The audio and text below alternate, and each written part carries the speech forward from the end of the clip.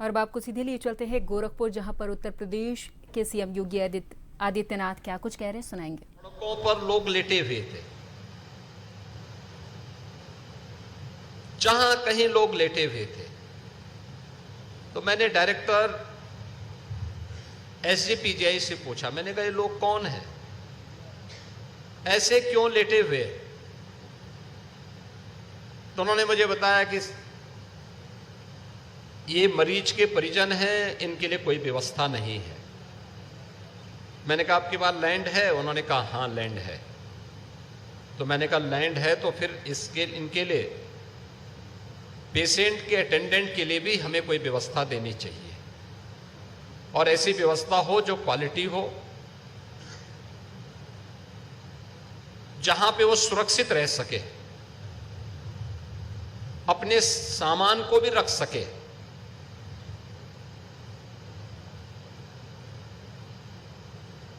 खैर, आई गई बात, मैंने उनको ये बात बताई, लेकिन मैं वापस आवास पे आया। अगले दिन मॉर्निंग में 8 बजे मैंने मुख्यमंत्री आवास पे ही बैठक बुलाई, चीफ सेक्रेटरी को बुलाया, एडवाइजर शिवनीश अवस्थी जी को बुलाया, मुख्यमंत्री कार्यालय के अधिकारियों को बुलाया, और उत्तर प्रदेश सरकार से जुड़े हुए विभिन्न विभागों को भी बुलाया, जिनके पास सीएसआर का पैसा भी कुछ होता है। तो मैंने उन लोगों से पूछा, मैंने कहा भाई आप लोगों के पास कितना कितना पैसा है? तो उनके पास जितना पैसा हो सकता था वो मैंने लखनऊ की कुछ संस्थाओं को वहां उपलब्ध करवाया। लेकिन मेरे मन में आया कि एसजीपीजीआई में भी, केजीएमयू में भी, बीएचयू में भी और एम्स गोरखपुर में भी पेशेंट अटेंडेंट के लिए बड़े केंद्र बनने चाहिए। और ये जिम्मेदारी दी मैंने श्री शिवनीश अवस्थी जी को कि वह इसके लिए अब प्रयास करें, और जहां भी जिससे बात करनी है, तो भारत सरकार में फिर बात हुई, पेट्रोलियम मिनिस्ट्री में बात हुई, पावर मिनिस्ट्री में बात हुई, और मुझे बताते हुए प्रसन्नता है कि उस समय पेट्रोलियम मिनिस्ट्री में आज के पेट्रोलियम मिनिस्टर श्री हरदीप पुरी जी ने पीजीआई के लिए और केजीएमयू के लिए, आरएमएल के लिए 3 रेन बसेरा दिए, और सीआरके सिंह जी पावर मिनिस्टर थे भारत सरकार में, उन्होंने एम्स गोरखपुर के लिए यह सीएसआर से उन्होंने उस समय रेन बसेरा स्वीकृत किया था, जो पेशेंट अटेंडेंट के लिए है। मैं इन दोनों महानुभावों के प्रति हृदय से आभार व्यक्त करता हूं। लेकिन इसकी पैरवी लगातार अवस्थी जी करते रहे, और परिणाम है कि आज हम यहां पर इसके भूमि पूजन कार्यक्रम के साथ भी जुड़ चुके हैं। आप देखते होंगे, अगर आप एक चिकित्सक की जो सबसे बड़ी पहचान होती है वह है उसकी संवेदना। अगर डॉक्टर के मन में संवेदना नहीं है तो वह डॉक्टर कहलाने का अधिकारी है या नहीं है, इस पर जरूर विचार होना चाहिए। उसकी पहचान ही संवेदना से, उसकी एक संवेदना एक गंभीर से गंभीर मरीज की आधी बीमारी को दूर कर सकता है, और उसका व्यवहार उसी प्रकार का होना चाहिए। और संवेदना के इस केंद्र में अगर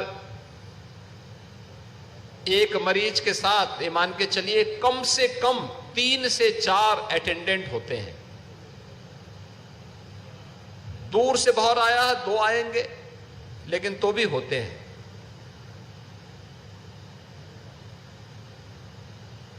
जो ऑक्यूपेंसी है एम्स गोरखपुर की वह 75 से 80% है।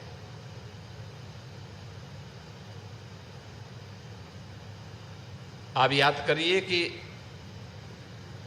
कम से कम 1200 लोग ऐसे होंगे इस पूरे कैंपस में, जिनको बाहर जहां तहां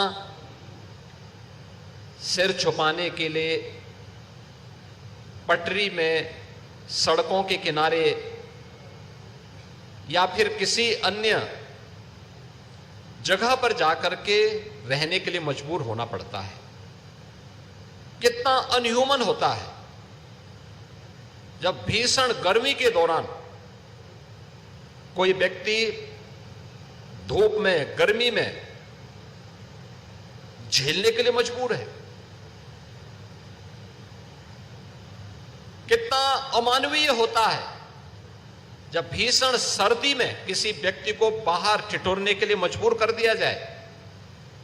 कितना अमानवीय होता है जब मूसलाधार बारिश और कड़कती हुई आवाज के साथ मूसलाधार बारिश पड़ रही हो, आकाश से बिजली कड़क रही हो, उन स्थितियों में बाहर भीगने के लिए उसे मजबूर कर दिया जाए, किसी पेड़ के नीचे खड़े होने के लिए मजबूर कर दिया जाए। यह एक अमानवीय स्थिति है।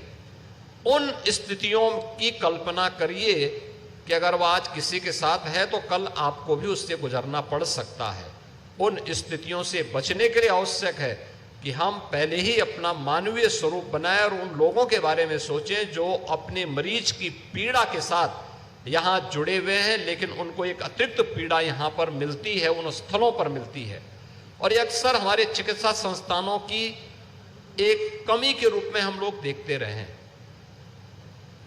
हमारे यहाँ होता है, पेशेंट आता है पूरे भारतीय, उसमें तो पेशेंट के साथ उसके अटेंडेंट भी आते हैं। पूर्वी उत्तर प्रदेश में भाव है कि अगर कोई परिवार का व्यक्ति बीमार होता है तो व्यक्ति अकेले नहीं आता, पेशेंट के साथ साथ 2, 4, 5, 7, 10 लोग तक चले आते हैं। और वे आकर के फिर वहां पर जहां तहां भोजन भी बनाते हैं, फिर उसके बाद गंदगी भी होती है, कहीं पेट्रोमैक्स पे, कभी उनके स्टोव में आग लगती है, घटनाएं होती है। और यह कॉन्सेप्ट सबसे अच्छा है कि हम पेशेंट के अटेंडेंट के लिए ऐसी व्यवस्था बनाएं जहां पर उनको रहने की सुविधा हो।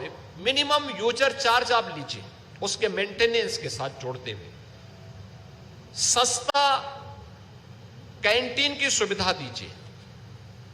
हमें याद है जब इंसेफ्लाइटिस की बीमारी गोरखपुर में थी, बीआरडी मेडिकल कॉलेज उसका सबसे हॉटस्पॉट था।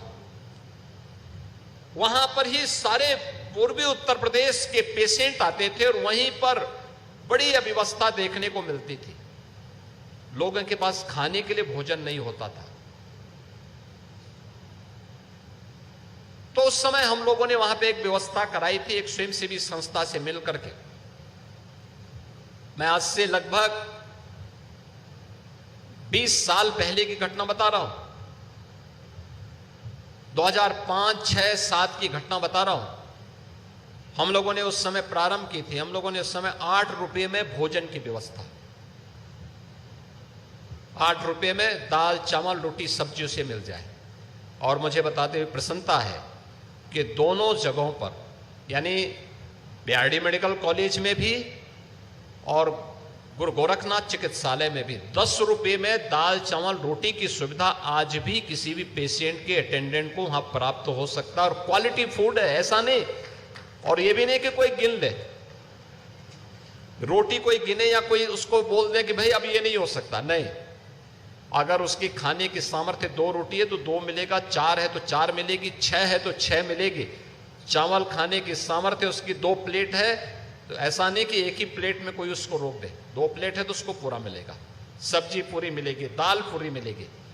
और ये वहां पर वे संस्थाएं आज भी चला रही हैं। और ऐसी ही संस्थाओं को कैंटीन की सुविधा दे करके वे क्वालिटी फूड वहां पर दें, स्वच्छता का ध्यान रखें।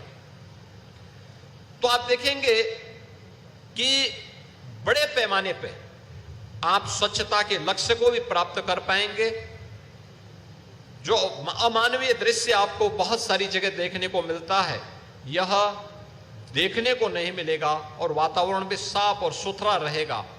मरीज और मरीज का परिजन एक अच्छा संदेश लेकर के जाएगा संस्थान से।